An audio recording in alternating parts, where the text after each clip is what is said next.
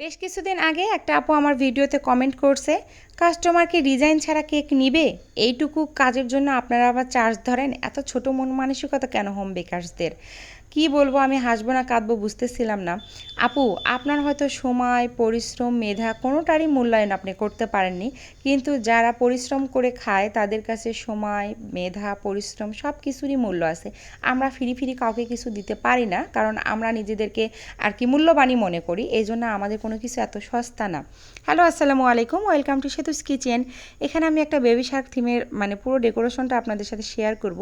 এই কেকটা ডেকোরেশনটা ভিডিওটা দেখলেই তো বুঝতে পারবেন এখানে কি পরিমাণ পরিশ্রমটা আমি করছি। এখানে ক্লায়েন্ট পুরোটা তার ইচ্ছা মতো দিয়ে দিছে, এখানে আমার করার কিছুই ছিল না। কাস্টমাইজ কেক আর রেগুলার কেক এই দুইটার মধ্যে যে পার্থক্য আছে এটা কি আপনারা বোঝেন? এই কেকটাতে আমাকে কয়েক প্রকারের ফন্ডেন্টের টপার তৈরি করতে হয়েছে। এখানে বেবি শার্ক থিমের টপারগুলো আমাকে প্রিন্ট করে আনতে হয়েছে, গোল্ডেন ডাস্টের ব্যবহার গেছে, শেড কালার করতে হয়েছে, কেকটা টল করতে হয়েছে। সব কিছুর পিছনেই তো আমাকে পরিশ্রম করতে হয়েছে, তাহলে এটার জন্য আমি এক্সট্রা চার্জ কেন ধরবো না? এই কেকটা ডেকোরেশন করতে আমার যে পরিশ্রমটা চলে গেছে, ওই সময়ে আমি অনায়াসে 4-5 পাউন্ডের একটা নর্মাল কেক তৈরি করে নিতে পারতাম।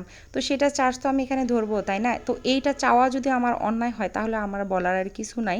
যারা ওই যে ভিডিও দেখলেই কমেন্ট করার জন্য উঠে পড়ে লাগেন, কিছু চুলকানি আপু আছে, শান্তি পান না, একটা দুইটা কথা বলতে পারলে তারা শান্তি পেয়ে যান, তাদের জন্য আসলে এই ধরনের কাস্টমাইজ কেক না। তারা ওই বেকারি থেকেই কেক কিনে খান, ওটাতেই আপনাদের শান্তি।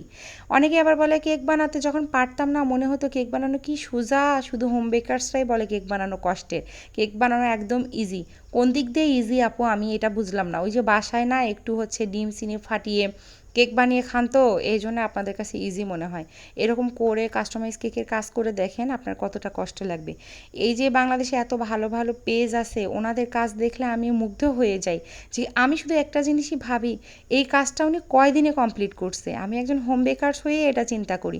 আর আপনাদের চোখে কিছুই মনে হয় না, তাই না? যে মনে হয় যে ফটো প্রিন্টের দোকান থেকে এনে কেকের উপরে বসিয়ে দেয়, একদম ইজি। একটা রেগুলার কেক আমি যে বক্সে বোর্ডে দিব, অবশ্যই কাস্টমাইজ কেকটা আমি সেই বক্স বোর্ড ব্যবহার করতে পারবো না। এটা ছিল একটা টল কেক, আর টল কেক তো সাধারণত রেগুলার যে বক্সগুলো এগুলোতে দেওয়া যায় না। অবশ্যই আপনাকে হাইট বক্স ব্যবহার করতে হবে, বোর্ডটা একটু মোটা দিতে হবে, ব্যাগটা বড় দিতে হবে। তো এগুলো তো আমাকে এক্সট্রা করে কিনে আনতে হয়েছে। এগুলো আমি কেন কেন ফ্রি দিব? আমাকে তো দোকানদার ফ্রি দেয়নি। রেগুলার কেক কোনগুলো? যেগুলো হালকা কালারের কাজ থাকে, সামান্য একটা নজেল বা একটু সুগার বলের কাজ থাকে, ওগুলোকে আমরা রেগুলার কেক হিসেবে ধরি। ওগুলোর জন্য কখনো আমরা চার্জ ধরি না। আর যেটা কাস্টমার তার পছন্দ মতো দিয়ে দেয় সেটাতেই শুধুমাত্র চার্জ ধরা হয়। আশা করি অন্তত এইটুকু হলে বুঝতে পারছেন যে কেন আমরা এক্সট্রা চার্জটা নিই। শখ করে আমরা কোনো দিনই ক্লায়েন্টের পকেট থেকে এক্সট্রা টাকা নিতে চাবো না, আর ক্লায়েন্টরাও এত বোকা না যে নিজে নিজে এসে আমাদেরকে টাকা দিয়ে যাবে। ধন্যবাদ সবাইকে।